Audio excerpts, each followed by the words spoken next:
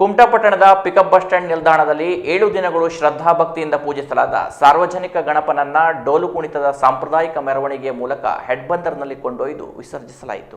ಸಾರ್ವಜನಿಕ ಗಣಪನ ವಿಸರ್ಜನೆಗೆ ಡಿಜೆ ಸಾಂಗ್ ಮೆರವಣಿಗೆ ಸಾಮಾನ್ಯವಾದರೂ ಕುಮಟಾ ಪಟ್ಟಣದ ಪಿಕಪ್ ಬಸ್ ನಿಲ್ದಾಣದಲ್ಲಿ 7 ದಿನಗಳು ಶ್ರದ್ಧಾಭಕ್ತಿಯಿಂದ ಪೂಜಿಸಲಾದ ಸಾರ್ವಜನಿಕ ಗಣಪನನ್ನ ಸಾಂಪ್ರದಾಯಿಕ ಡೋಲು ಕುಣಿತದೊಂದಿಗೆ ಅದ್ದೂರಿಯಾಗಿ ಮೆರವಣಿಗೆ ನಡೆಸಿ ಭಕ್ತಿಪೂರ್ವಕ ವಿದಾಯವನ್ನ ಗಣಪನಿಗೆ ಹೇಳಲಾಯಿತು. ಪಿಕಪ್ ಬಸ್ ಸ್ಟ್ಯಾಂಡ್ ಸಾರ್ವಜನಿಕ ಗಣೇಶೋತ್ಸವ ಸಮಿತಿ ಪ್ರತಿ ವರ್ಷ ಸಾರ್ವಜನಿಕ ಗಣೇಶೋತ್ಸವವನ್ನು ಅದ್ದೂರಿಯಾಗಿ ಆಚರಿಸುತ್ತಾ ಬಂದಿದೆ.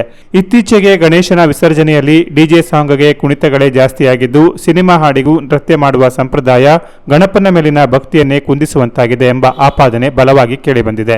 ಹಾಗಾಗಿ ಪಿಕಪ್ ಬಸ್ ಸ್ಟ್ಯಾಂಡ್ ಸಾರ್ವಜನಿಕ ಗಣೇಶೋತ್ಸವ ಸಮಿತಿಯು ಈ ಬಾರಿ ಸಾಂಪ್ರದಾಯಿಕ ಡೋಲು ಕುಣಿತದೊಂದಿಗೆ ಗಣೇಶನ ವಿಸರ್ಜನೆ ಮಾಡುವ ನಿರ್ಣಯ ಮಾಡಿತ್ತು. 5ನೇ ದಿನಕ್ಕೆ ಮಹಾ ಅನ್ನ ಸಂತರ್ಪಣೆ ನೆರವೇರಿಸಿದ ಸಮಿತಿಯು 7ನೇ ದಿನವಾದ ಶುಕ್ರವಾರ ಸಾಂಪ್ರದಾಯಿಕ ಡೋಲು ಕುಣಿತದ ಮೂಲಕ ಗಣಪನನ್ನ ಹೆಡ್ ಬಂದರಿಗೆ ಕೊಂಡೊಯ್ದು ಶ್ರದ್ಧಾಭಕ್ತಿಯಿಂದ ಗಣಪನನ್ನ ವಿಸರ್ಜಿಸಲಾಯಿತು.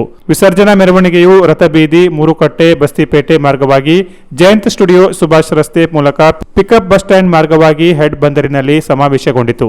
ಸಾರ್ವಜನಿಕ ಗಣಪನಿಗೆ ಅಂತಿಮ ಪೂಜೆಯನ್ನ ನೆರವೇರಿಸಿ ಗಣೇಶನನ್ನ ಭಕ್ತಿಯಿಂದ ಭಜಿಸುತ್ತಾ ವಿಸರ್ಜನೆ ಮಾಡುವ ಮೂಲಕ ಗಣಪನಿಗೆ ಅಂತಿಮ ವಿದಾಯವನ್ನ ಹೇಳಲಾಯಿತು.